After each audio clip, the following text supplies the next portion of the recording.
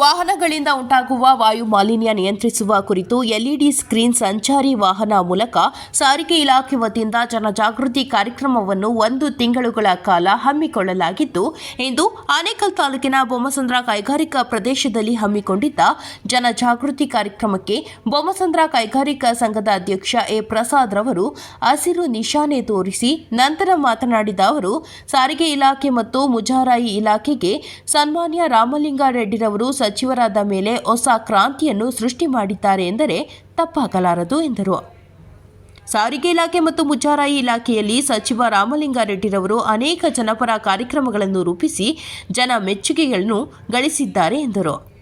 ಬೊಮ್ಮಸಂದ್ರ ಕೈಗಾರಿಕಾ ಪ್ರದೇಶದಲ್ಲಿ ವಾಯು ಮಾಲಿನ್ಯ ನಿಯಂತ್ರಿಸಲು ತೆಗೆದುಕೊಳ್ಳಬೇಕಾದ ಎಲ್ಲಾ ಕ್ರಮಗಳನ್ನು ಬೊಮ್ಮಸಂದ್ರ ಕೈಗಾರಿಕಾ ಸಂಘದಿಂದ ಕೈಗೊಳ್ಳುತ್ತೇವೆ. ಪರಿಸರ ಸಂರಕ್ಷಣೆಯೇ ನಮ್ಮ ಮುಖ್ಯ ಗುರಿಯಾಗಿದೆ ಎಂದು ಹೇಳಿದರು. ಇನ್ನು ಇದೇ ಸಂದರ್ಭದಲ್ಲಿ ವಾಯು ಮಾಲಿನ್ಯ ನಿಯಂತ್ರಿಸುವ ಕುರಿತು ಪ್ರತಿಜ್ಞೆಯನ್ನು ಮಾಡಲಾಯಿತು. ಇನ್ನು ಕಾರ್ಯಕ್ರಮದಲ್ಲಿ ಬೊಮ್ಮಸಂದ್ರ ಕೈಗಾರಿಕಾ ಸಂಘದ ರಾಜಶೇಖರ್ ಪಟೇಲ್, ಅಶ್ವಥ್, ಸಂಜೀವ್ ಸವಂತ್, ಶಿವಕುಮಾರ್, ಚಂದನ ಟಿವಿಯ ದೀಪಕ್, ಮಹಿಮಾ ಮತ್ತಿತರರು ಹಾಜರಿದ್ದರು. ಬೊಮ್ಮಸಂದ್ರ ಕೈಗಾರಿಕಾ ಸಂಘದ ವ್ಯಾಪ್ತಿನಲ್ಲಿ ಪರಿಸರ ಮಾಲಿನ್ಯದ ಬಗ್ಗೆ ಒಂದು ಅರಿವು ಮೂಡಿಸಲಿಕ್ಕೆ ಒಂದು ಕಾರ್ಯಕ್ರಮನ ಕರ್ನಾಟಕ ಸಾರಿಗೆ ಇಲಾಖೆ ಮತ್ತು ಕರ್ನಾಟಕ ರಾಜ್ಯ ಸರ್ಕಾರದ ವತಿಯಿಂದ, ಅದರಲ್ಲಿ ವಿಶೇಷವಾಗಿ ಚಂದನ ಚಾನಲ್ಲು ಕಡೆಯಿಂದ ದೀಪಕ್ ಮತ್ತು ಮಹಿಮಾ ಮತ್ತು ಇವರೆಲ್ಲರೂ ಸೇರಿಕೊಂಡು ನಿನ್ನೆ ಸಂಜೆ ನನಗೊಂದು ಶಾರ್ಟ್ ಪೀರಿಯಡ್ ನೋಟಿಸ್ನಲ್ಲಿ ಹೇಳಿದ್ರು, ಸರ್ ನಿಮ್ಮ ಬೊಮ್ಮಸಂದ್ರ ಕೈಗಾರಿಕಾ ಪ್ರದೇಶದ ವ್ಯಾಪ್ತಿನಲ್ಲಿ ನಾವು ಮಾಡಬೇಕು.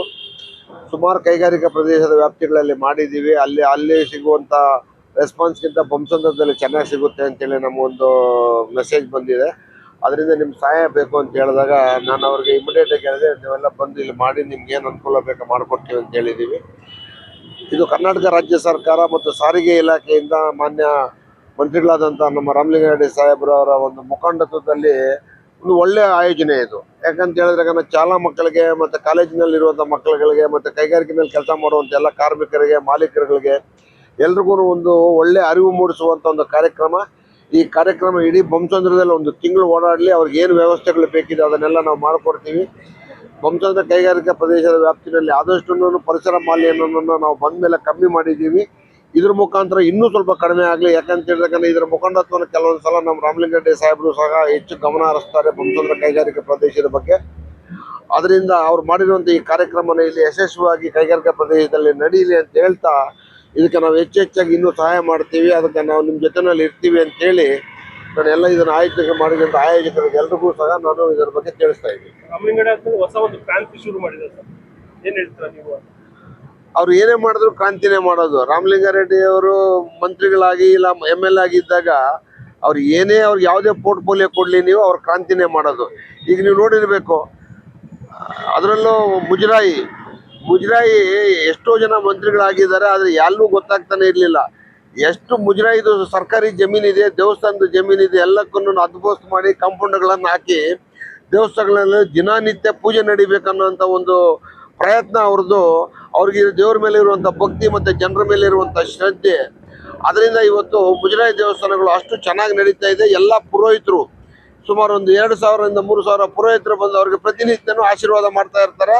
ನೀವು ಬಂದ ಮೇಲೆ ಮುಜರಾಯಿ ದೇವಸ್ಥಾನ ಮತ್ತು ದೇವರುಗಳು ಎಲ್ಲರೂ ಸಹ ನೆಮ್ಮದಿಯಾಗಿದ್ದಾರೆ. ದೇವರುಗಳು ಸಮೇತ ಜನರೆಲ್ಲ ನೆಮ್ಮದಿ ಇರೋದು, ದೇವಸ್ಥಾನದಲ್ಲಿರುವಂಥ ದೇವರುಗಳು ಸಹ ನೆಮ್ಮದಿಯಾಗಿದ್ದಾರೆ ಅಂತೇಳಿ ಎಲ್ಲ ಪುರೋಹಿತರುಗಳು ಹೇಳ್ತಾರೆ. ಈ ಕಾರ್ಯಕ್ರಮ ಒಳ್ಳೆ ಕಾರ್ಯಕ್ರಮ. ನಮ್ಮ ಮಂತ್ರಿಗಳು ತಗೊಂಡ್ರಂಥ ಈ ನಿಟ್ಟು ಒಳ್ಳೆ ನಿಟ್ಟಿದು. ಇದಕ್ಕೆ ನಾವೆಲ್ಲರೂ ಸಹ ಪ್ರೋತ್ಸಾಹ ಮಾಡ್ತಾ ಇದ್ದೀವಿ. ಅದರಲ್ಲೂ ಅವ್ರು ಏನೇ ತಗೊಂಡ್ರು ಸಹ ಒಂದು ಜನರ ಮೇಲೆ ಕಾಳಜಿ ಇರುವಂಥ ಒಂದು ಇದನ್ನು ತಗೊಳ್ತಾರೆ. ಅದೇ ರೀತಿಯಲ್ಲಿ ಈಗ ಸಾರಿಗೆ ವ್ಯವಸ್ಥೆಯಲ್ಲಿ ಎಲೆಕ್ಟ್ರಿಕಲ್ ವೆಹಿಕಲ್ಸನ್ನು ತಂದು ಪರಿಸರ ಮಾಲಿನ್ಯವನ್ನು ಕಮ್ಮಿ ಮಾಡಬೇಕಂತೇಳಿ ಅವರು ತಗೊಂಡಿರುವಂಥ ದಿಟ್ಟ ನಿರ್ಧಾರ ಇದೆಯಲ್ವ, ಒಳ್ಳೆ ನಿರ್ಧಾರ. 1000 ಬಸ್ ಬಂದಿದೆ ಈಗ. ತುಂಬ ಜನರು ತುಂಬ ನೆಮ್ಮದಿಯಾಗಿದ್ದಾರೆ. 2 ವೀಲರ್ಸ್ ಓಡಾಡೋರಿಗೆ, ಜನರಲ್ಲಿ ನಡ್ಕೊಂಡಿರೋರ್ಗೂ ಇವಾಗ ವಾಯು ಮಾಲಿನ್ಯ ಕಡಿಮೆ ಆಗಿದೆ ಅಂತ ಹೇಳ್ತೀವಿ. ಹಾಗೇನಿಲ್ಲ ಸರ್, ನಾವು ಕೆಲಸ ಮಾಡ್ತೀವಿ, ಅದಕ್ಕೆ ಕಳೆ ಕಟ್ಟಿದೆ ಸರ್.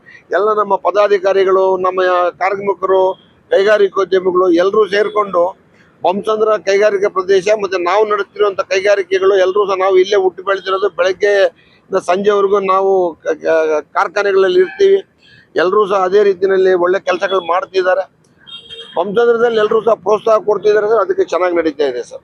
ವಾಯು ಮಾಲಿನ್ಯದ ಬಗ್ಗೆ ಒಂದು ಅರಿವು ಮೂಡಿಸೋ ಬಗ್ಗೆ ಒಂದು ಅವರು ಡಿಜಿಟಲ್ ವಿಡಿಯೋ ಇದು ಟಿವಿ ಮಾಡಿ ಎಲ್ಲ ರೋಡ್ ಶೋ ಒಂಥರ ಒಂದು ಹಮ್ಮಿಕೊಂಡಿದ್ದಾರೆ. ಯಾಕಂದರೆ ಅದರಲ್ಲಿ ವಿಶೇಷವಾಗಿ ನಮ್ಮ ದೀಪಕ್ ಸರ್ ಮತ್ತು ಮಹಿಮಾ ಮೇಡಮ್ ಚಂದನ ಟಿವಿ ಅವರು ಈ ಪ್ರೋಗ್ರಾಮನ್ನು ನಡೆಸ್ಕೊಡ್ತಾ ಇದ್ದಾರೆ. ನಿನ್ನೆ ಅವರು ಸಾಯಂಕಾಲ ನಮ್ಮ ಅಧ್ಯಕ್ಷರಿಗೆ ಫೋನ್ ಮಾಡಿದ್ರು ಈ ಥರ. ಆದರೂ ನಮಗೆ ಟೈಮ್ ಇರಲಿಲ್ಲ. ಆದರೂ ನಮ್ಮ ಇಮಿಡಿಯೇಟ್ಲಿ ನಮ್ಮ ಅಧ್ಯಕ್ಷರು ಕಾರ್ಯಪ್ರವೃತ್ತರಾಗಿ ಇಮಿಡಿಯೇಟ್ಲಿ ನಾವು ಆದಷ್ಟು ಬೇಗ ನಮ್ಮಿಂದ ಏನು ಸಾಧ್ಯ ಆಗುತ್ತೆ ಇಮಿಡಿಯೇಟ್ಲಿ ನಾವು ಈ ಕಾರ್ಯಕ್ರಮ ಚಾಲನೆ ಕೊಡಲಿಕ್ಕೆ ಎಲ್ಲ ವ್ಯವಸ್ಥೆ ಮಾಡಿ ಈಗ ಅವರಿಗೆ ಒಂದು ಅಭಿನಂದನೆ ಸಲ್ಲಿಸ್ತೇನೆ. ದಿನ ಸಾರಿಗೆ ಇಲಾಖೆ ಕರ್ನಾಟಕ ಸರ್ಕಾರದ ವತಿಯಿಂದ ಮಾನ್ಯ ಮಂತ್ರಿಗಳಾದ ರಾಮಲಿಂಗ ರೆಡ್ಡಿ ಸಾಹೇಬರು ಅವರ ಅಧ್ಯಕ್ಷತೆಯಲ್ಲಿ ಅವರ ಒಳ್ಳೆ ಉದ್ದೇಶ ಇಟ್ಕೊಂಡು ಪರಿಸರ ಮಾಲಿನ್ಯ ನಿಯಂತ್ರಣಕ್ಕೋಸ್ಕರ ಒಂದು ಜನಜಾಗೃತಿ ಮತ್ತು ಒಂದು ಅವೇರ್ನೆಸ್ ಕ್ರಿಯೇಟ್ ಮಾಡಲಿಕ್ಕೋಸ್ಕರ ಒಂದು ವೆಹಿಕಲ್ನ ರೆಡಿ ಮಾಡಿ ಅದನ್ನು ಪ್ರತಿಯೊಂದು ಕೈಗಾರಿಕಾ ಪ್ರದೇಶಗಳಲ್ಲೂ ಮಾಡಿದ್ದಾರೆ. ಕರ್ನಾಟಕಾದ್ಯಂತ ಮಾಡಿದ್ದಾರೆ. ಇವತ್ತು ನಮ್ಮ ಬೊಮ್ಮಸಂದ್ರ ಕೈಗಾರಿಕಾ ಪ್ರದೇಶದಲ್ಲಿ ಇಲ್ಲಿ 2,000ಕ್ಕಿಂತ ಹೆಚ್ಚಾಗಿ ಕಾರ್ಖಾನೆಗಳಿದೆ, ಆಸ್ಪತ್ರೆಗಳಿದೆ. ಇಲ್ಲಿ ಆಲ್ರೆಡಿ ಜನಗಳು ಪಬ್ಲಿಕ್ ಟ್ರಾನ್ಸ್ಪೋರ್ಟ್ನ ಉಪಯೋಗಿಸ್ತಿದ್ದಾರೆ. ಈಗ ಮೆಟ್ರೋ ಬಂದರೆ ಮತ್ತೆ ಇನ್ನೂ ಉಪಯೋಗ ಆಗ್ತಿದೆ. ಈಗ ಆಲ್ರೆಡಿ ಕೈಗಾರಿಕಾ ಪ್ರದೇಶದಲ್ಲಿ ಜನರು ಸ್ವಲ್ಪ ಪರಿಸರ ಮಾಲಿನ್ಯದಿಂದ ಆಸ್ಪತ್ರೆಯಲ್ಲಿರೋ ಎಲ್ಲ ರೋಗಿಗಳು ಎಲ್ಲರಿಗೂ ತೊಂದರೆ ಆಗ್ತಾ ಇದೆ. ಸೊ ಇದು ಒಳ್ಳೆ ಕಾರ್ಯಕ್ರಮ. ಈ ಕಾರ್ಯಕ್ರಮಕ್ಕೆ ನಮಗೆ ಭಾಗಿಯಾಗಲಿಕ್ಕೆ ಅವಕಾಶ ಮಾಡಿಕೊಟ್ಟ ಸಾರಿಗೆ ಇಲಾಖೆ ಮತ್ತು ಆಯುಕ್ತರು, ರಸ್ತೆ ಸುರಕ್ಷತಾ ಡಿಪಾರ್ಟ್ಮೆಂಟು ಮತ್ತು ಚಂದನ ಟಿವಿಯ ಪದಾಧಿಕಾರಿಗಳು ಎಲ್ಲರಿಗೂ ವಂದಿಸಿ. ಈ ರಸ್ತೆ ಸುರಕ್ಷತೆ ಪ್ರಾಧಿಕಾರದಿಂದ ನಮ್ಮ ಚಂದನ ಟಿವಿಲಿ ಒಂದು 50 ಎಪಿಸೋಡ್ ನಾವು ಪ್ರಸಾರ ಮಾಡಿದ್ವಿ. ಈ ಕಾರ್ಯಕ್ರಮದಲ್ಲಿ ಮೇಜರ್ ಆಗಿ ವಾಯು ಮಾಲಿನ್ಯ ಮತ್ತು ರಸ್ತೆ ಸುರಕ್ಷತೆ ಬಗ್ಗೆ ವಿಶೇಷವಾದ ಕಾರ್ಯಕ್ರಮಗಳು ಪ್ರಸಾರ ಮಾಡಿದ್ವಿ. ಅದ್ರ ಮುಂದುವರೆದ ಭಾಗವಾಗಿ LED ವೆಹಿಕಲ್ ಮೂಲಕ ಯಾಕೆ ಇದನ್ನು ಒಂದು ಮಾಧ್ಯಮದ ಮೂಲಕ ಆಯಿತು, ನೇರವಾಗಿ ಜನರ ಬಾಗಿಲಿಗೆ ಹೋಗಿ ವಾಯು ಮಾಲಿನ್ಯದ ಬಗ್ಗೆ ಯಾಕೆ ಒಂದು ನಿಯಂತ್ರಣ ಮಾಡಬಾರ್ದು ಅಂತ ಹೇಳಿ ಒಂದು ಸರ್ಕಾರ ಈ ಒಂದು ಕಾರ್ಯಕ್ರಮಕ್ಕೆ ರಸ್ತೆ ಸುರಕ್ಷತೆ ಎಷ್ಟೇ ವಾಯು ಮಾಲಿನ್ಯನೂ ಕೂಡ ಇವತ್ತು ಅವಶ್ಯವಾಗಿ ನಿಯಂತ್ರಣ ಆಗಲೇಬೇಕಾಗಿದೆ. ಯಾಕೆಂದರೆ ದೆಹಲಿ 2ನೇ ಬೆಂಗಳೂರು ಆಗಬಾರ್ದು. ಕಾರಣ ಏನು ಅಂತಂದರೆ ನಮ್ಮ ಉಸಿರು ಬಹಳ ಮುಖ್ಯ. ಉಸಿರಾಟಕ್ಕೆ ಈ ಉಸಿರು ಗಾಳಿ ಮುಖ್ಯ. ಇಂಥ ಗಾಳಿನೇ ಕಲುಷಿತ ಆಗ್ತಾ ಇದೆ. ಅದು ಯಾರಿಂದನೂ ಅಲ್ಲ, ಮಾನವರಿಂದ, ನಮ್ಮಿಂದ. ಮಾನವರೇ ಇದಕ್ಕೆ ಪರಿಹಾರ. ನಾವು ಜಾಗೃತರಾದಾಗ ಮಾತ್ರ. ಒಂದು ಮನೆಯಲ್ಲಿ ಅನಾವಶ್ಯಕವಾಗಿ 10 ವೆಹಿಕಲ್ 15 ವೆಹಿಕಲ್ ನಾವು ಇಟ್ಕೊಂಡಿರ್ತೀವಿ. ಹಳೆ ವಾಹನವನ್ನೇ ಓಡಿಸ್ತಾ ಇರ್ತೀವಿ. ಕಲುಷಿತ ಇಂಧನವನ್ನು ಬಳಸ್ತೀವಿ. ಇದರಿಂದ ಎಲ್ಲ ವಾಯು ಮಾಲಿನ್ಯ ಆಗ್ತದೆ. ನಾವು ಗಿಡ ನೆಡೋದಷ್ಟೇ ಅಲ್ಲ, ಗಿಡಕ್ಕೆ ನೀರು ಹಾಕಿ ಕೂಡ ಅದನ್ನು ಬೆಳೆಸೋದು ಕೂಡ ಭಾಳ ಮುಖ್ಯ ಆಗುತ್ತೆ.